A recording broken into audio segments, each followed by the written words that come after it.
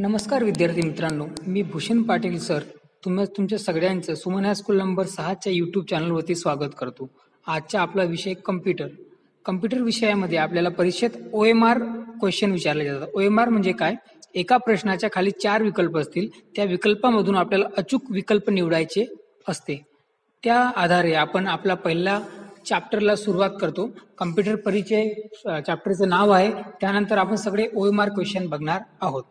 आता आपण येऊ पेज नंबर 6. आपले जे कम्प्युटरचे पुस्तक आहे त्यावरती या.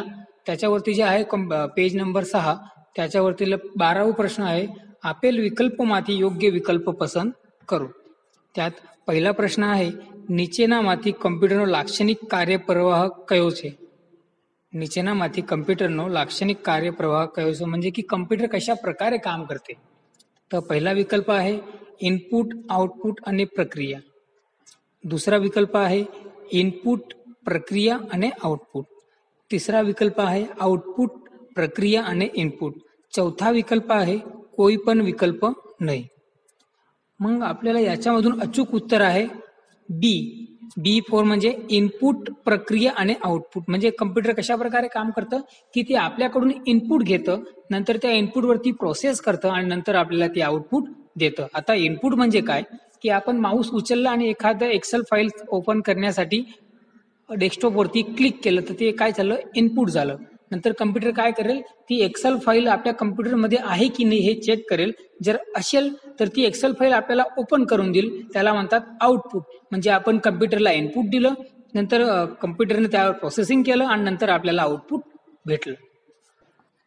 आता प्रश्न दुसरा, નીચેનામાંથી કઈ બાબત એવી છે કે જે ડેટા અને અમલ કરવાની સૂચનાઓને કમ્પ્યુટર યાદ રાખે છે તે સાથે એકરૂપ છે? म्हणजे आपण ज्या ज्या सूचना कम्प्युटरला दिल्या आहेत तो त्यावर कशा प्रकारे अंमल करतो, म्हणजे कशा प्रकारे कार्य करतो. या अगोदर आपण बघू आपले जे कम्प्युटर आहे ते मल्टीटास्किंग काम, म्हणजे आपण कम्प्युटरमध्ये एकाच वेळेस गाणे देखील ऐकू शकतो, वर्ड फाईलमध्ये काम देखील करू शकतो आणि त्याच्यामधून आपण डेटा कॉपी सुद्धा करू शकतो. याला काय म्हणतात, मल्टीटास्किंग. तर आपलं कम्प्युटर कसं कार्य करतं, मल्टीटास्किंग. तर कम्प्युटरला कसं काही समजतं की त्याला मल्टीटास्किंग करायचं आहे, त्या आधारे हा प्रश्न तयार केला गेलेला आहे. त्याचा पहिला विकल्प आहे संग्रहित प्रोग्रामनो ख्याल. बी विकल्प आहे अचल सोर्सनो ख्याल. तिसरा विकल्प आहे आपोआप सोर्सनो ख्याल. चौथा विकल्प आहे चल सोर्सनो ख्याल. तो याच्यामधून खरा विकल्प आहे ए, संग्रहित प्रोग्रामनो ख्याल. म्हणजे आपण ज्या ज्या सूचना कम्प्युटरला देतो त्या त्या सूचना कम्प्युटर काय करते, संग्रहित करते. म्हणजे मला कम्प्युटरमध्ये गाणे ऐकायचे आहेत की डेटा कॉपी करायचा आहे की एखाद्या फाईलमध्ये ऍप्लिकेशन लिहायचं आहे. आता तिसरा प्रश्न, કોઈ કાર્ય કરવા માટે યંત્ર સમજી શકે તે સ્વરૂપમાં લખેલી ક્રમશઃ સૂચનાઓને સેટ શાનો નિર્દેશ કરે છે? म्हणजे कम्प्युटरला समजेल अशी कोणती भाषा आहे, त्यावर हा प्रश्न विचारला गेलेला आहे. तर पहिला विकल्प आहे प्रोग्राम, दुसरा विकल्प आहे अल्गोरिथम, तिसरा विकल्प आहे सूचना, चौथा विकल्प आहे डेटा. तर याच्यामधून खरा विकल्प आहे प्रोग्राम. तर काय कम्प्युटर कोणती भाषा समजतो, प्रोग्राम. प्रोग्रामिंग लँग्वेज कम्प्युटर समजत असतं आणि त्या आधारे तो काम करत असतो. त्यानंतर आहे चौथा प्रश्न, कम्प्युटરમાં ડેટા દાખલ કરતી વખતે म्हणजे कम्प्युटरमध्ये डेटा टाकण्यास वेळेस નીચેમાંથી કયું એકમ આપેલ ડેટાને यंत्र વાંચી શકે તે स्वरूपમાં ફેરવે છે? म्हणजे कम्प्युटरमध्ये आपण कोणताही डेटा टाकण्याच्या वेळेस, दाखल करती वखते એટલે की टाकण्याच्या वेळेस નીચેમાંથી કયું એકમ આપેલ ડેટાને यंत्र વાંચી શકે તે स्वरूपમાં ફેરવે છે? તો પહેલા ઓપ્શન એ આઉટપુટ, दूसरा बी इनपुट, तिसरा सी मेमरी, चौथा डी ઉપરના બધા વિકલ્પ. તો याच्यामधून खरा विकल्प आहे बी इनपुट. ओके. त्यानंतर आहे पाचवा प्रश्न, નીચેનામાંથી कम्प्युटरनी मेमरी शनो संग्रह करे છે? की कम्प्युटरमध्ये जी मेमरी असते ती कशाचा संग्रह करते? तर पहिला विकल्प आहे डेटा, दुसरा विकल्प आहे सूचना, तिसरा विकल्प आहे परिणाम आणि चौथा विकल्प आहे આપેલ બધા विकल्प. तर याच्यामधून बघा मित्रांनो, जो चौथा विकल्प आहे डी, આપેલ બધા विकल्प, तो योग्य विकल्प आहे. तर आपण कम्प्युटरची मेमरी कशा कशाचा संग्रह करते, तर आपण एक ओव्हरव्ह्यू पाहून घेऊ. तर कम्प्युटरची जी मेमरी असते ती डेटा म्हणजे समजा काही आपले फोटो किंवा व्हिडिओ असतील ते आपण कम्प्युटरमध्ये स्टोअर करू शकतो. दुसरा आहे बी, सूचना देखील, म्हणजे आपल्याला काय काय करायचंय, आपल्याला एका वेळेस एक्सेलमध्ये काम करायचंय की डेटा कॉपी करायचे की गाणे ऐकायचे, ती आपली सूचना झाली. आणि तिसरा झाला परिणाम म्हणजे आपण एखादं कॅल्क्युलेशन केलंय कम्प्युटरमध्ये की 100/10 याचं उत्तर काय आहे, तर याचे उत्तर देखील आपण कम्प्युटरच्या मेमरीमध्ये संग्रह करू शकतो. म्हणून हे तीन वस्तू, डेटा, सूचना आणि परिणाम, हे तिघा वस्तू मेमरीमध्ये संग्रह होत असतात. नंतर 6वा प्रश्न आहे मित्रांनो, નીચેનામાંથી મેમરીનો કયો પ્રકાર મોંઘો, ઝડપી અને કદમાં મર્યાદિત હોય છે? નીચેનામાંથી મેમરીનો કયો પ્રકાર મોંઘો म्हणजे फार महाग, झडपी म्हणजे एकदम फास्टली वर्क होत होते, आणि कदमा मर्यादित म्हणजे कमी मर्यादा असते त्याची. तर पहिला विकल्प आहे प्रायमरी, दुसरा विकल्प आहे सेकंडरी, तिसरा विकल्प आहे हंगामी, आणि चौथा विकल्प आहे ए अथवा सी. आपल्या पुस्तकामध्ये एक प्रिंटिंग मिस्टेक झाली आहे. 6वा जो प्रश्न आहे त्याच्या डी मध्ये काय लिहिलंय, आपेल बधा विकल्प, पण मित्रांनो त्याला सुधरून घ्यायचा तुम्ही, आणि डी मध्ये काय लिहिजा, ए अथवा सी. आता या प्रश्नाच्या अगोदर आपण एक थेअरीचा ओव्हरव्ह्यू पाहून घेऊ की प्रायमरी कोणाला म्हणतात, सेकंडरी कोणाला म्हणतात आणि हंगामी कोणाला म्हणतात. तर मित्रांनो, प्रायमरी म्हणजे अस्थायी मेमरी. म्हणजे काय करतो तो याच्यामध्ये की प्रायमरी मेमरी जी असते तो आपला डेटा कमी टाइमसाठी स्टोअर करून ठेवतो. तर रॅमला काय म्हणतात, प्रायमरी मेमरी. दुसरं आहे सेकंडरी म्हणजे आपला डेटा कायमस्वरूपी कम्प्युटरमध्ये स्टोअर राहतो, त्याला म्हणतात सेकंडरी मेमरी. तर आपण हार्ड डिस्कला सेकंडरी मेमरी म्हणतो. ओके. त्यानंतर आहे हंगामी. तर हंगामी मेमरी म्हणजे इंग्लिशमध्ये म्हणतात त्याला कॅच मेमरी. आता बघा मित्रांनो, तुमच्याकडे 2GB रॅमचा मोबाईल असेल, पण त्यामध्ये आपण पबजी देखील खेळू शकतो. जसं आपण पाहिलं, पबजीचा पूर्ण डेटा 4GB आहे, आणि आपल्याकडे मोबाईल 2GB आहे, तरी देखील आपण पबजी रन करू शकतो. त्यावेळेस मोबाईल काय करतं, एक हंगामी मेमरी क्रिएट करतं. हंगामी मेमरीचा उपयोग करूनच आपण तो गेम खेळू शकतो, त्याला म्हणतात हंगामी मेमरी. तर નીચેનામાંથી आपला 6वा प्रश्न मी आणखी एकदा वाचतो. નીચેનામાંથી મેમરીનો કયો પ્રકાર મોંઘો, ઝડપી અને કદમાં મર્યાદિત હોય છે? तर ए याचे उत्तर आहे डी म्हणजे ए अथवा सी, એટલે एक तर प्रायमरी एक तर हंगामी. आलं लक्षात आलं मित्रांनो. त्यानंतर आहे 7वा प्रश्न, प्रायमरी मेमरीનું બીજું नाम શું છે? मी तुम्हाला आता मागच्या प्रश्नात सांगितलं की प्रायमरी मेमरी कोणाला म्हणतात. तर प्रायमरी मेमरी कोणाला म्हणतात, रॅमला म्हणतात. ती आपला डेटा कमी वेळेसाठी स्टोअर करून ठेवते. ओके. तर आपण प्रश्नाची वाचूया. प्रायमरी मेमरीનું બીજું નામ શું છે? तर विकल्प आहेत ए स्थायी, दुसरा विकल्प आहे अस्थायी, तिसरा विकल्प आहे नरम भंगूर, आणि चौथा विकल्प आहे सखत कंसात एक कडक. तर मी तुम्हाला प्रायमरी मेमरी सांगितलं की कमी वेळासाठी, म्हणजे त्याचं उत्तर आहे बी फॉर अस्थायी म्हणजे कमी वेळासाठी ते स्टोअर करून ठेवतं. आता 8वा प्रश्न आहे, નીચેનામાંથી सेकंडरी मेमरी कई लाक्षणिकता છે? लाक्षणिकता म्हणजे की सेकंडरी मेमरी कशा प्रकारे काम करते. मी तुम्हाला सांगितलं की सेकंडरी मेमरी कोणाला म्हणतात, हार्ड डिस्कला. आणि हार्ड डिस्क आपला डेटा ऑल टाइम, म्हणजे आपलं कम्प्युटर आहे तोपर्यंत आपण तो डेटा आपल्या कम्प्युटरमध्ये स्टोअर राहतो, त्याला सेकंडरी मेमरी असं म्हणतात. ओके. आपण पहिला प्रश्न पाहूया. प्रायमरी मेमरी करता सस्ती आणि धीमी. दुसरा विकल्प आहे प्रायमरी मेमरी करता सस्ती आणि झडपी, प्रायमरी मेमरी करता अस्थायी आणि धीमी, आणि चौथा विकल्प आहे प्रायमरी मेमरी करता स्थायी आणि धीमी. आता ओके.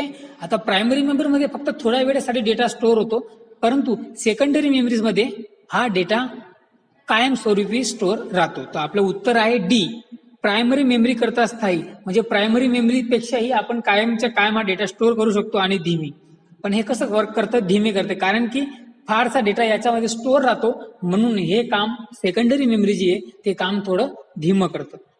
ओके मित्रांनो, आलं लक्षात.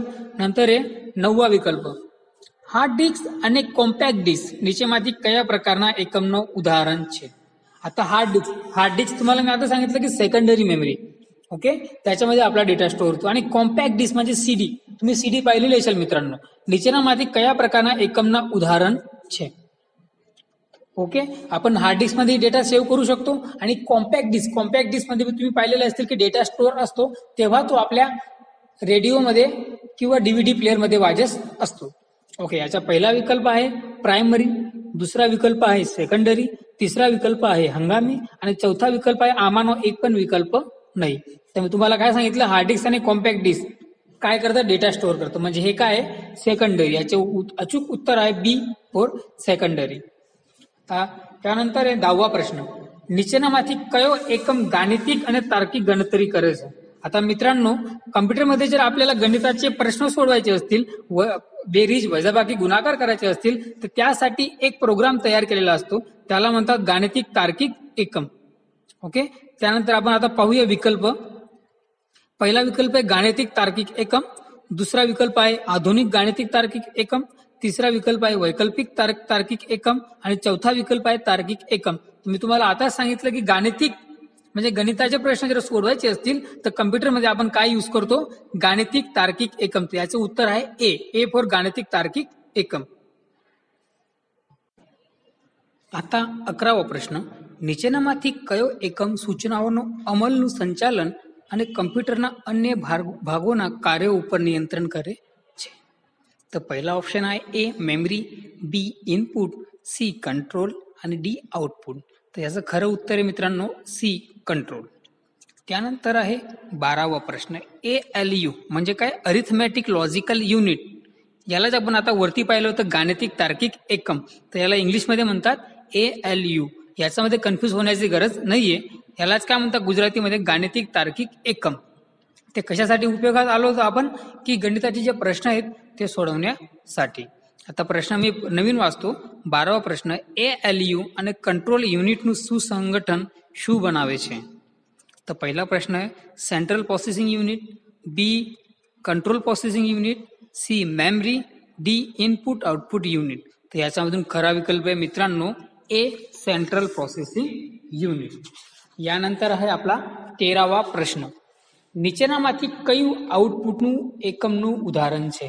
म्हणजे काय, आउटपुट एकमचं उदाहरण कोणतं आहे, की कम्प्युटर आपल्याला आउटपुट देतं त्याचं महत्वाचं उदाहरण कोणतं आहे. तर पहिला प्रश्नाचा विकल्प आपण पाहू, ए कीबोर्ड, दुसरं सुपर स्टोरमा वपराતું बारकोड रीडर, तिसरं प्रिंटर, चौथं माऊस. तर मित्रांनो, आउटपुट म्हणजे काय, कम्प्युटर आपल्याला काही आउटपुट देतं. आपल्याला एखाद प्रिंट काढायची असेल तर प्रिंट काढण्यासाठी आपण काय यूज करतो, प्रिंटर. तर आउटपुटचं उदाहरण काय आहे, सी फॉर प्रिंटर. ओके, 14वा प्रश्न आहे आपला, कम्प्युटरનો કયો ભાગ कम्प्युटरના મગજ તરીકે ઓળખાય છે. म्हणजे मगज सारखं काम करतं, मेंदू सारखं काम करतं, ते कोणतं भागाला म्हटलं जातं. तर पहिलं आहे इनपुट युनिट, दुसरं आहे आउटपुट युनिट, तिसरं आहे सेंट्रल प्रोसेसिंग युनिट, चौथा आहे मेमरी युनिट. तर याचा खरा विकल्प आहे मित्रांनो सी सेंट्रल प्रोसेसिंग युनिट कम्प्युटरનો મગજ તરીકે ઓળખાય છે. तर 15वा प्रश्न आहे ગીગો, GIGO નું પૂર્ણ સ્વરૂપ શું છે. म्हणजे याचा फुल फॉर्म काय, तर याचा फुल फॉर्म आहे मित्रांनो गार्बेज इन गार्बेज आउट. म्हणजे याचा अर्थ असं होतो, आपण जसं इनपुट कम्प्युटरला देऊ तसं आउटपुट आपल्याला भेटेल. जर आपण कम्प्युटरला इनपुट व्यवस्थितरित्या दिलं तर आपल्याला आउटपुट व्यवस्थितरित्या भेटेल. जर आपण कम्प्युटरला रॉंग इनपुट दिलं तर आपल्याला आउटपुट देखील रॉंग भेटतं. ओके, तर 15वा प्रश्न मी नवीन वाचतो की GIGO નું પૂર્ણ સ્વરૂપ શું છે.